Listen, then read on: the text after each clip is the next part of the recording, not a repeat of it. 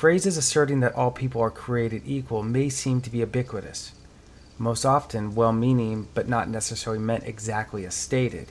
Otherwise, those are some of the most inaccurate and absurd statements. For better or worse, most individuals, groups, cultures, religions, etc. recognize the broad array of differences between people. Most appear to accept realities, and many embrace their differences. People of different cultures, ethnicity, religions, philosophies, genders, including conflicting personal gender perception, do not generally consider themselves and others to be equal in many ways. Accordingly, other phrases such as "do unto others as you would like them to do unto you," say that to a masochist and everyone should be treated equally, are also flawed. It would be more appropriate if some of those phrases were referring to specific qualities of specific situations. Are they equal?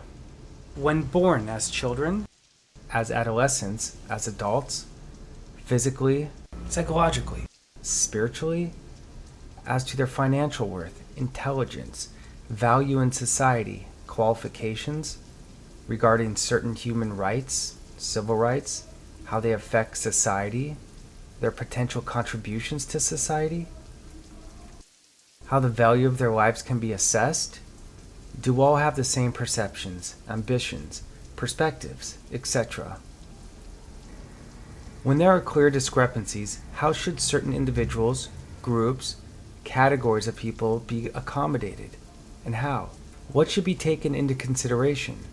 Beliefs adopted from religions dominate to the region? Beliefs that practices of compassion for the less fortunate will strengthen the moral foundation of the society? Beliefs that it is ethical and appropriate obligation of a society? Or could accommodating a small percentage of the population at the expense of a large majority be counterproductive, irresponsible, and unfair?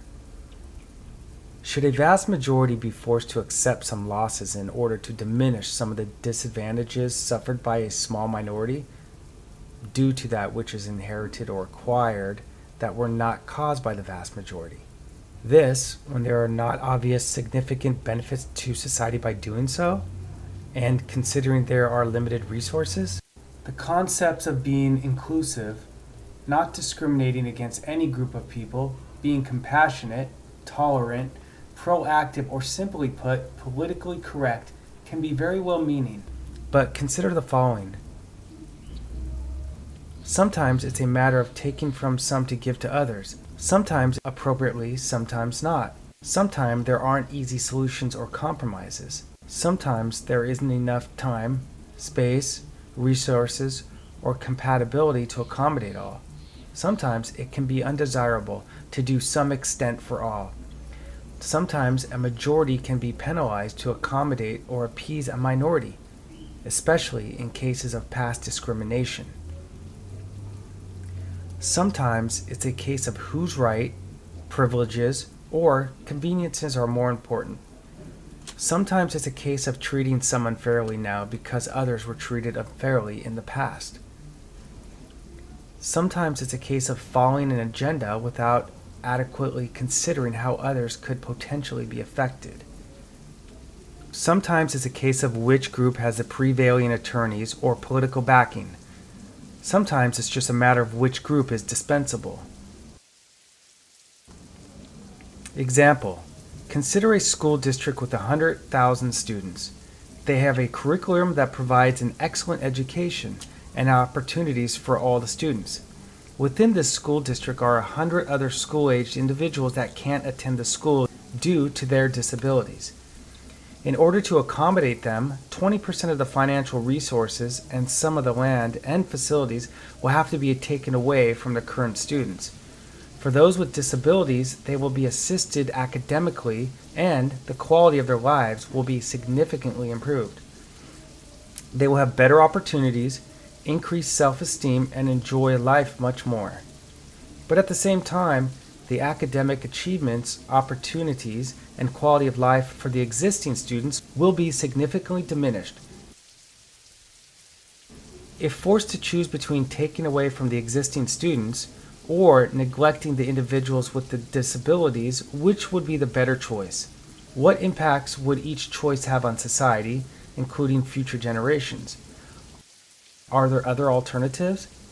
What would be the negative impacts on society for not attending to the special needs of those with certain disabilities? What would be the negative impacts on society due to the decreased academic achievements?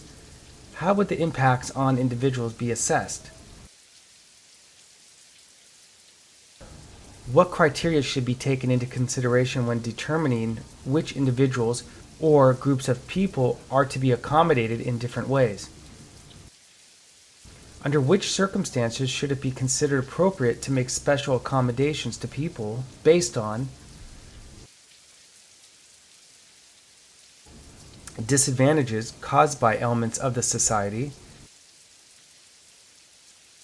inherited differences, available opportunities, ethnicity, religion, national origin, gender, homosexuality, ideologies? Should this be based on the individuals, the effects on society as a whole, indigenous religious or ideological beliefs, practicality, availability of resources, social images? Which conditions, situations justify accommodating small minorities against the wishes of a majority?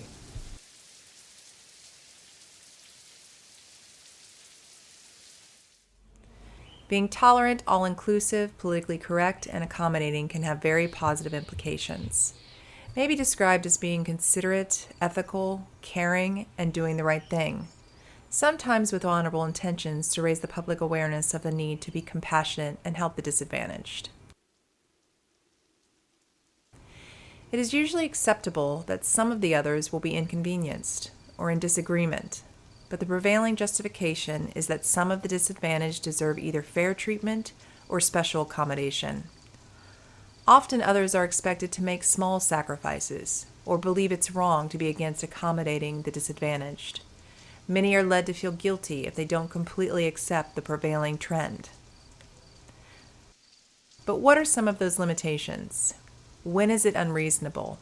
Under which circumstances can it be unfair to the vast majority, to businesses, to municipalities, etc.?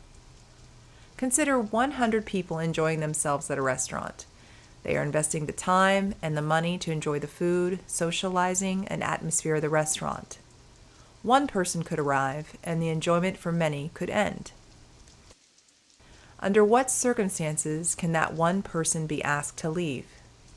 Under what circumstances should that one person be accommodated, even if it meant the vast majority being negatively impacted? When are the rights, privileges, or considerations for that one person more important than that of the vast majority? When are the views, perceptions, preferences, beliefs, or feelings of the vast majority reasonable and fair? When are they not? Which is the true reality? Which of the following people should be accommodated at the expense of many others and shouldn't be scrutinized? Someone appearing very conspicuous and odd due to their clothing? Someone with Down syndrome, Parkinson's disease, a mental disorder? Someone with torn, dirty clothing lacking acceptable hygiene? Someone with open sores on their face? Someone with medical condition, disfigurement, or injury displaying scars, burns, amputations? Other people could find it unpleasant, distracting, annoying, sickening, nauseating, or even traumatic. Yet it is widely opinionated that no matter how offensive to many others, most everyone has to be accommodated. So when is it ethical, practical, and reasonable? When are you able to justify the sufferings of many for the conveniences of a few? Also, what if the belief was that 90% of the others that were negatively impacted were being unreasonable? Would it still be appropriate to consider what is to be gained and what is to be lost? When enjoying a meal in a restaurant, many would find it revolting to see someone disfigured with open sores on their face. It is not unnatural, abnormal, inconsiderate, unethical, evil, or cowardly for some people to feel that way. It is not necessarily to belittle, disparage, demean, humiliate, dehumanize, deprive, torment, ridicule, or inconvenience. They should not be shamed into believing they are simply due to their normal, natural, widespread human reactions. It may not be essential for the disfigured person to enter the premises. People can be empathetic, compassionate, and considerate and still find the appearances revolting. It is prudent, fair, appropriate, and logical for 100 other people to be significantly inconvenienced for the sake of one person's convenience. Is it based on religious beliefs, ideologies, ethics, fairness, culture, prevailing litigation, political correctness, practicality?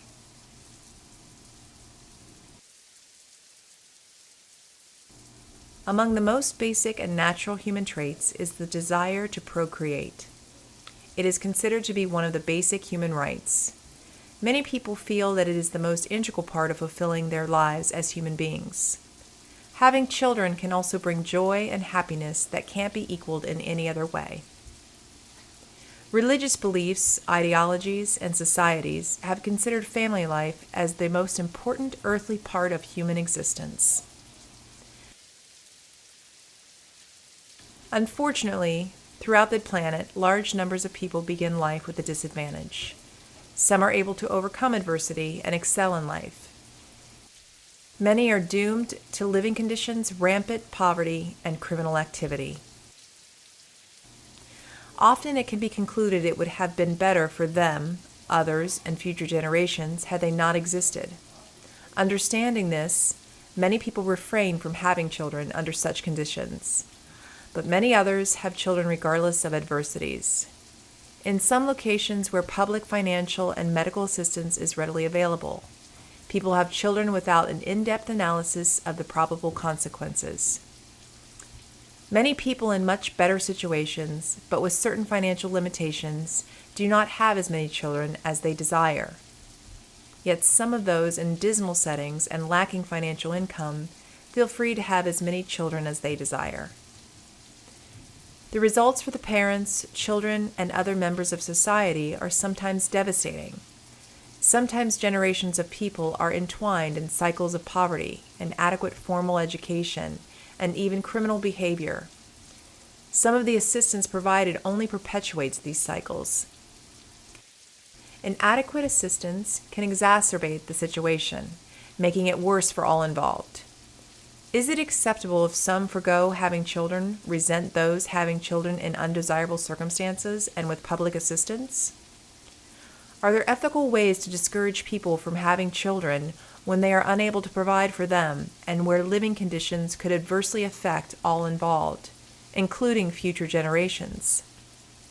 Would it be against people's natural human rights to do so? Is it a moral obligation of society to provide for all members, especially the children?